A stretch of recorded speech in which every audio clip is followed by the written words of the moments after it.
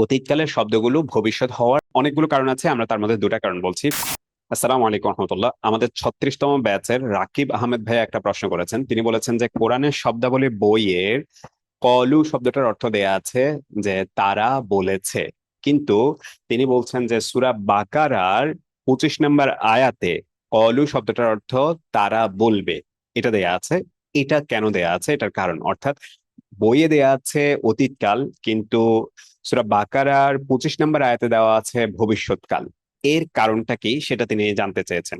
এখানে কয়েকটা কারণ আছে।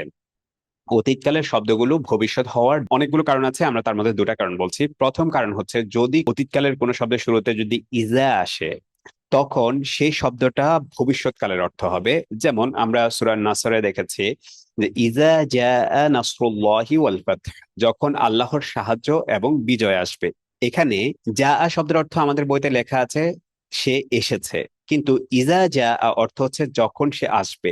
তার মানে জাআ শব্দটা অতীতকাল, কিন্তু তার আগে ইজা আসার কারণে জাআ শব্দটা ভবিষ্যতের অর্থ দেবে, অর্থাৎ যখন সে আসবে।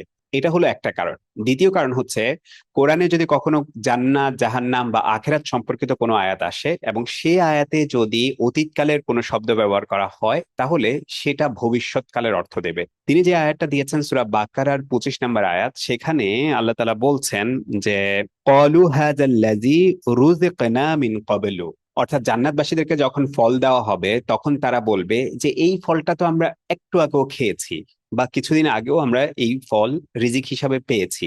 তাহলে দেখুন, জান্নাতীরা ভবিষ্যতে বলবে, কিন্তু এখানে দেয়া আছে তারা বলেছে। এটা যেহেতু আখেরাত সম্পর্কিত একটা ব্যাপার, সেজন্য অতীতকালের শব্দগুলো ভবিষ্যৎকালের অর্থ দেবে।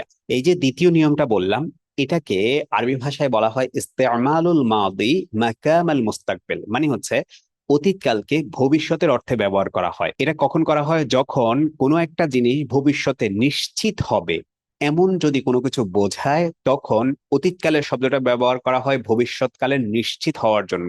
ধরুন, একটা ঘটনা যখন অতীতে হয়ে যায়, তখন সেটার অকাট্য প্রমাণ থাকে যে এই ঘটনাটা অতীতে হয়েছে।